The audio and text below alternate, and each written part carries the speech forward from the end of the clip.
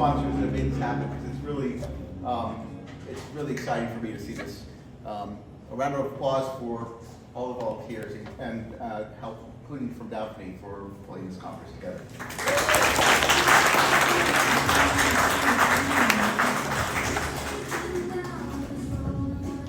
Okay. Oops. So I just flip this and it goes.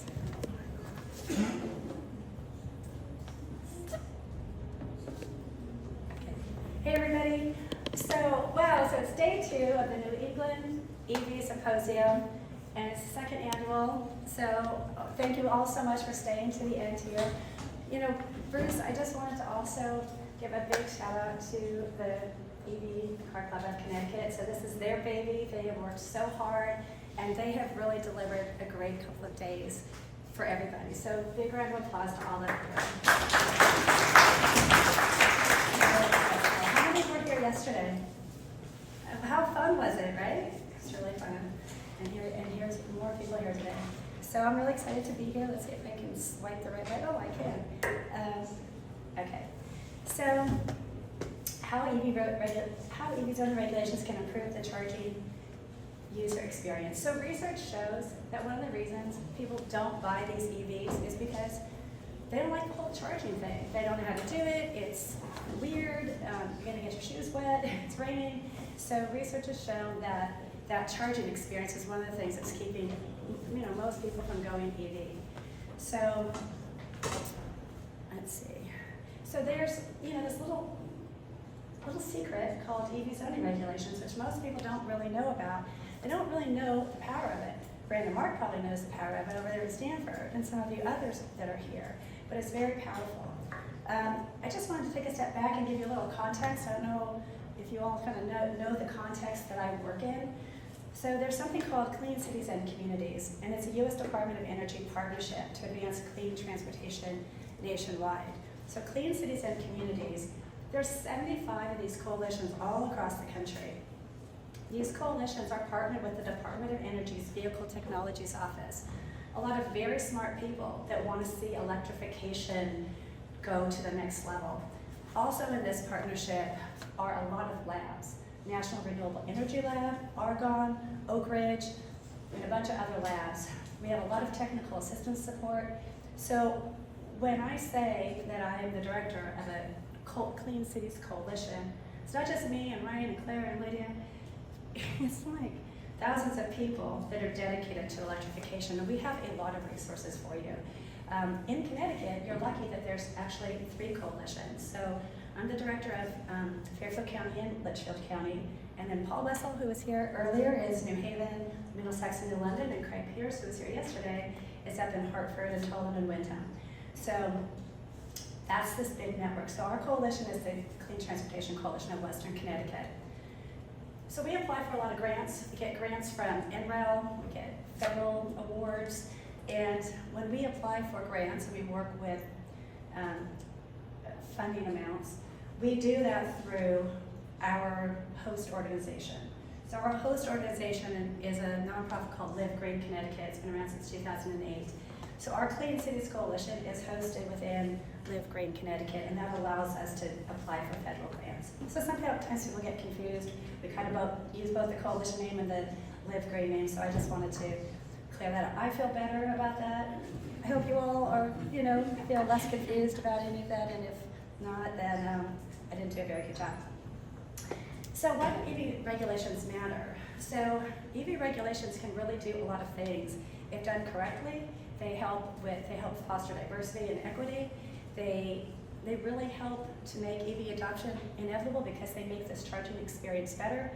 What we really need is regional consistency, and they can help with that if it's done the right way. If we do all these things and we have better charging experiences, that's going to reduce range anxiety, or I guess what we were calling it yesterday was charging anxiety, which is kind of the new thing.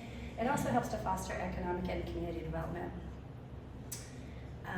So that's just kind of all what I said in a little sentence. So why am I doing this, and who am I to be doing this, and what am I doing? So I was sort of, I don't want to say forced into, encouraged to run for the zoning board of appeals 10 years ago. And I thought, what am I doing? I don't know what I'm doing. I'm being a zoning commissioner. But that's okay. A lot of people are in commission, so they kind of learn as they go. So what I learned by being on that commission is that very few people in a town really have a big impact. So I learned a lot by being on that commission. I learned how they worked. I made a lot of connections in the town, and I just kind of understood the whole thing. So 10 years ago, I really wasn't thinking about any zoning regulations, but it was very good. It was a very good move, not knowing I was making a good move. So the person who pushed me into that, thank you very much to him for doing that. So about 5 years ago, we started doing these municipal EV readiness toolkits, and we did them statewide. We had about 90 towns participate. And the first one we did was 12 weeks, and it was all these different areas of municipal EV readiness. And we threw zoning regulations in there because I knew a little bit about it. And it was it was one of the most popular modules out of the 12 ones we did.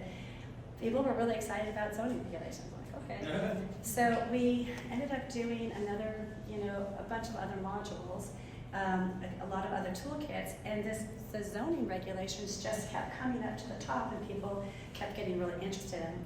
So we worked with a couple of towns that had passed the zoning regulations, and we paired them with other towns that were interested in it, and so together they worked together to, help each other pass them. And then we thought, well, why don't we work with these towns and put together like a little template to help all the towns, with steps that they could use to pass zoning regulations. So we got a grant from NREL, and they helped us put together this blueprint on like a step-by-step, it's pretty folksy, a step-by-step process on how to pass zoning regulations. But NREL really liked it. They actually posted it on their site as a really good resource for municipalities. They also asked us to be on a panel. It was a national panel with 500 municipalities to talk about this little folksy, like step-by-step, this is how you pass the zoning regulations. So what that made me realize is it's not just Connecticut, it's the whole country that's really wanting to learn this EV zoning regulations process and how to pass them and what's easy. So then we got another grant from NREL. NREL is our friend, and they're very interested and committed to EV zoning regulations because they work directly with the Joint Office of Transportation and Energy, and the Joint Office at the White House is very focused on these EV zoning regulations. So anything that kind of helps to support that, NREL likes to fund. So we worked with a bunch of towns in Fairfield County, and what they all said was, we need model zoning regulations because we kind of, we don't know what to do. So thank God for Ralph Blessing in Stanford and a lot of other great folks that helped us, and councils of governments that helped us put together these model EV zoning regulations. And you'd think that would be the next slide, but it's not. So the next slide, I'm going to kind of diverse here. So I did this crazy thing called the Coast to Coast EV road trip. And no, this color is not by mistake. So we've driven across the country 3 times, 6,000 miles the first year, 5,000 last year, and 5,000 this year. And I will tell you, if we're in a town of 400 people, which we've charged in towns of 400 people, 4,000, 40,000, 400,000, or 4 million, the charging experience is all kind of the same. The drill, there's no cover, there's no light, the hoses, the cords are all over the place. There's charge point, we're happy to see a charge point, but it's the same whether you're in a little tiny town or you're in New York City. So what we found is there's just a lot of work that needs to be done, and it's everywhere. It's in our small towns, it's in our cities, it's in Stanford, it's in Litchfield, it's all over the place. So, oops. I'll get it that way. So safety is one of the things that zoning, I get very excited about how zoning can really help for safety. So a lot of you have EVs. How many of you charge at a place where it's creepy? It's dark, and you're like, what am I doing? Kind of looking around, like, how does that feel? Like, that doesn't feel very good. I just some crazy pictures from all over the place. What I really noticed in this year's road trip, which now I see everywhere, are these cords. The way the cords are on these chargers, I mean, look at that middle one. There's trip hazards all over the place. Like, you all are very nimble and, good on your feet, and you're just happy to get a charge. But if you really stop and look at these things, they're really kind of dangerous. the last thing we need is someone tripping and falling while they're charging and the ambulance coming in on the press, person breaks leg from charging. Like, we just, we kind of don't need that. What is that bottom right picture? That's right there. Yeah. What is that? Oh, that. So I was in Florida and there was like a hurricane and I was charging and that was my view through the windshield and there was no cover. Thanks for asking. You're actually not underwater. I was getting there, but the connection kept going out because of the lightning, so I had to keep getting out and plugging, and like so annoying. So that was that. There's this signage. The signage we saw this year, no parking except for while charging. There's so many different ways you can do signage. A lot of different ways, but it's actually a pretty good one because that's really what we want, right? We only want them parked there when they're charging. I liked that one picture so much, I put it in twice. The one on your left, that orange one, it was so hot that day. I was in North Carolina, it was like 1 billion degrees, and just a cover would have been nice. So here I am, going across the country on this EV road trip, and I'm really into it, so I'm fine, baking in the sun. But is this really what's going to work for 95% of the other people? No, they're going to be under that thing. They're going to be, honey, I never want to drive an EV again because this is ridiculous. So, voila. So the model EV zoning regulation. So it has been a long day, a long 2 days. So I'm not going to read through all of these. But what I will do for all of you is anybody who wants, it's like 12 pages or whatever of the model EV zoning regulations, I'll just email them to you. I mean, we're sharing them with everybody. So how boring until I read through them all. I don't think we really want to, unless Brandon wants to do that, but I don't think so.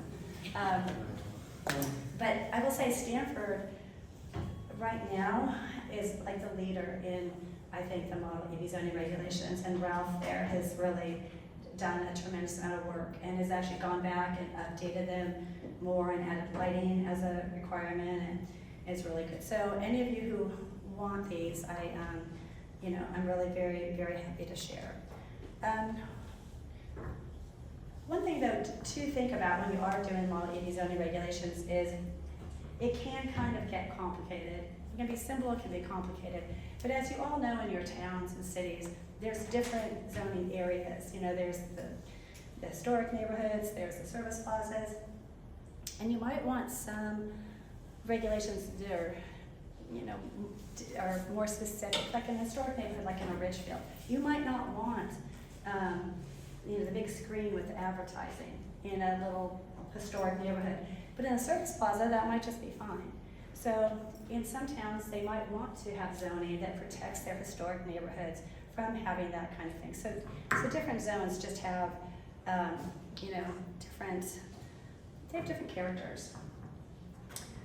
So we, with a lot of people and a lot of help, for sure, it was a team sport, creating our model EV zoning regulations. We took those model EV zoning regulations, and then when we went on the road trip, we every time we stopped to charge, I would call back to the team here in Connecticut, and we would go through like a 30 to 40 minute site assessment on every single charger I stopped at. So I would stop, I would call and say, okay, here I am, and there's like 30 or so questions that we developed based on, these ideal zoning regulations. So we rated all of these different, they were all the same. They were pretty much all the same. Again, if you're in a small town or a big city. And so we did these site assessments for all these different charging places. And then what we did was we made a report, and when I say we, it was those guys back there, put together a report, and then we gave that report to the Clean Cities Coalition in that state, and also to that zoning commission, so that they could say, oh, here's one of our charging stations, and here is a site assessment. Well, gosh, maybe we should think about zoning regulations that address some of these areas in the site assessment that don't look so good. So we actually are going to be doing a Connecticut version of the road trip and going through and doing site assessments. So I'm pretty excited about that. Okay, that's what the cover looks like. And if any of you have a charging station site that you'd like us to do an assessment, we're happy to do that. So we did 21 site assessments performed throughout the country, and you can see there was a couple that actually were pretty good. And then these common concerns, like I said, the thing I really saw this year is I just kept seeing those trip hazards everywhere. So and then you can read those other things.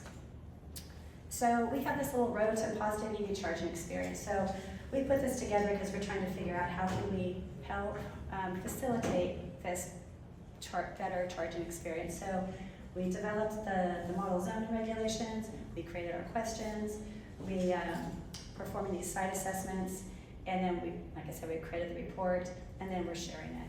So we've done this for all the towns across the country for this year's road trip, and then we're going to continue to do this because we think it's a really good tool for towns to get these site assessments to actually see where they're falling short, and then they can make their decision on whether or not they want to do this or not. And when I say that, to zoning regulations.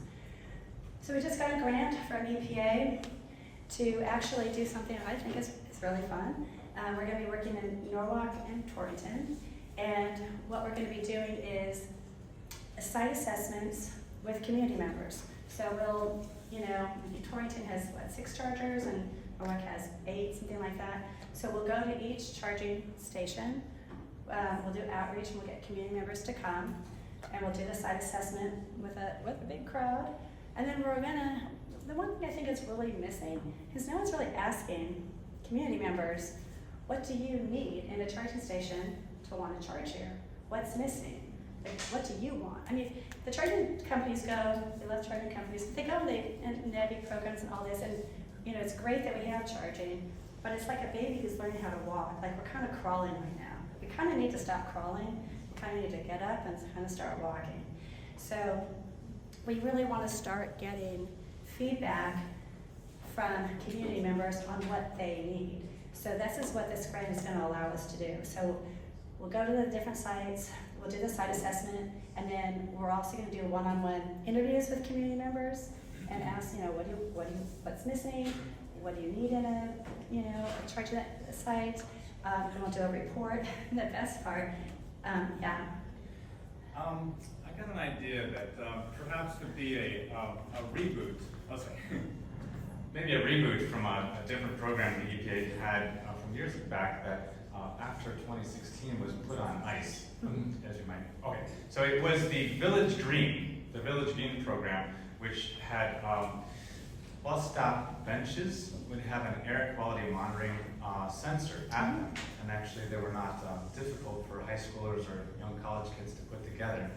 And anyway, they're also connected to the internet. It uploads to airnow.gov.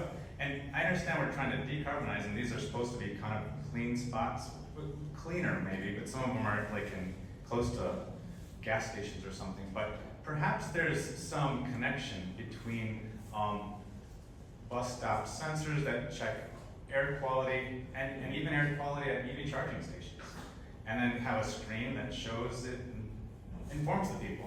So write that grant up and we'll apply for funding for Menlo and we'll see what we can do. You got it? Yeah. That's a great idea. So when we get all this put together and we do the report, then what we're going to do is we're going to take the findings and then go to the zoning commissions and boards and say, hey, zoning commission boards, this is what your community wants for zoning, and what do you think? And have a real conversation with them and then see, as I know Norwalk's been working on zoning regulations. So anybody here from Norwalk? That's because they're busy working on the EV zoning regulation. So I know that they have really been working at it for a while. They want to do it. Torrington, I think, is a little, they haven't worked on it quite as much. But we're going to give them this information then to see then if that's going to be enough information to help them want to move forward and get this done and to catch up with Stanford and some of the other towns. We want Fairfield too. I know Westport's been working on it as well. I don't think they've passed them yet, but and then another grant that we're working on is to take the work to the next level. And actually, this was a suggestion from Ralph Blessing in Stanford, is to partner with the American Planning Association, American Bar. They have a land bureau RPA, equity groups, and neighborhood groups, and put together a working group to really help distill the different types of regulations that really all towns should have, you know, because we really do need regional consistency. So, the best part of this whole thing is, you're all here, what can you do? So, what you all can do is, who wants to do something? Of course, Neil does. So what everybody can do is just call your zoning board, zoning commission, and say, hey, what are you doing? Are you working on EV zoning regulations? Do you need more information? Have you thought about it? Other towns do. Everybody's doing it. You should too. Like, just call them. They're nice people, and most of them are working on this in one way or another. But they need encouragement. You know, when you work for a town and you're in these departments, you don't want to make a mistake, you know. And so they need encouragement here to comment. Hello. So, you know, I do a lot of solar, residential, commercial, also EV chargers, a lot of them, batteries too. One thing I realized being like in this industry, some towns have very archaic ways of dealing with zoning and permits. Emerald did launch a solar app plus, which actually helps the process for permitting. Instead of like the town of Greenwich, you have to drop off the paper application. Instead of having one interface or a portal where contractors can actually submit permits and go through zoning and all of that. So it would be nice to see more towns kind of jump on board with a more streamlined process. For sure, yeah. And it what would just be nice to see. Yeah, and what I will say is, well, we did a pilot in Fairfield County, and every town participated in the zoning regulations pilot. They were all interested in doing something. And I was just going to add on to that, and the solar app can actually it can actually approve within the hour. That's great. Extraordinary. Yeah, that's different than passing zoning regulations, but it's awesome. Your question. Yeah, so I'm from South Windsor, and like 4 years ago, we passed zoning regs for EV charging. You're awesome. Yeah. Yeah, and so we learned from our, you know, not having model regs. Yeah. We looked at Middletown because they Yes, were you ahead did. of us. Yeah. And then we passed it for, you know, new buildings going in were required to have, you know, a certain number of chargers for parking spaces, a certain number of make-ready conduit being laid down Yeah. to future-proof the parking lot or parking spaces so that, you know, at some point demand would go up and then they wouldn't be trenching to, you know, put in the wires essentially. And I was bragging a lot on Stanford, but South Windsor, because I remember, I should have said more about you all, because you know, you were in those programs we did, and then your work inspired a bunch of other towns to do zoning regulations. Right. And it was your work that really informed the blueprint, So because you did such a great job So on what that. I will give you an epilogue, and that is that, you know, political winds shift, and there's a new sheriff in town, as it were, on the zoning board, and they're wanting to undo those regulations. Now They're so good. you know, before that change happened, we were looking at updating those regs based on what we learned, Yeah, and now they're trying to undo them completely. it's weird. And so, but what I'll tell you is, you know, we wanted to get more chargers in our town, and the only way to make that happen was to have zoning regs so that, because we had a lot of companies wanting to come in and build retail and other things in our town, and so we said, okay, you can, but you have to, you know, follow these parking regulations and put in for EV charging. Whole Foods moved into our town. They didn't have to go to level 3 charging because it was a level 2 standard. But they did a partnership, and now we have really quality EV fast charging at Whole Foods because of that regulation. We have banks that have chargers, we have warehouses that have chargers now. You know, and now there's this kind of backlash on it, so I'm just gonna put that out there that, you know, it's a political process, and you know, sometimes the winds shift. But you all were such leaders in the beginning. Yeah, it was So, exciting to you really put that together. It was Yeah. fun, and so many towns learned from you. So I didn't realize I talked so much. So that's probably why I still have laryngitis. But so I think our time is up. I don't know if anybody else has any final questions or thoughts on EP zoning regulations. We're just so excited to all call your zoning commissions and boards. By the way, that was Stephen Lewis talking. We didn't have the mic on, but we can. Thank you for saying that. It's awesome. Daphne, thanks for your work. I think this is such an incredible resource for our municipalities. So my question is with regard to Sustainable Connecticut. I know we have so many municipalities that are already certified or looking at getting recertified or just trying to get certified in the first place. Does this fit into the rubric that? Yeah. I know when we did a lot of the different workshops over the years, when we did like series of events, we would contact them and we would give like, you all probably got some certificates of appreciation, of recognition, and that would get them, that would serve as the back if they needed to get points.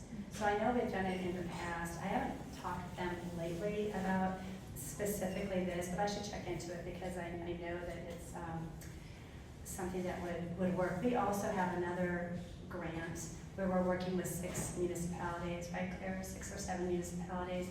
And Sustainable CT is a partner in that event, and it's a recognition type of thing, and we are able to work with these 6 towns, 7 towns, and get them points for Sustainable CT. So we do try to do that as much as we can, but thanks for the reminder.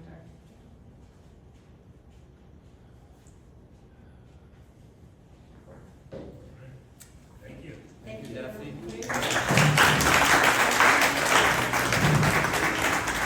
Just wanted to thank everyone for coming. If you have any feedback for us, you know where to find us. We're glad to see you, and we hope to see you again. Great job, guys. Thank you.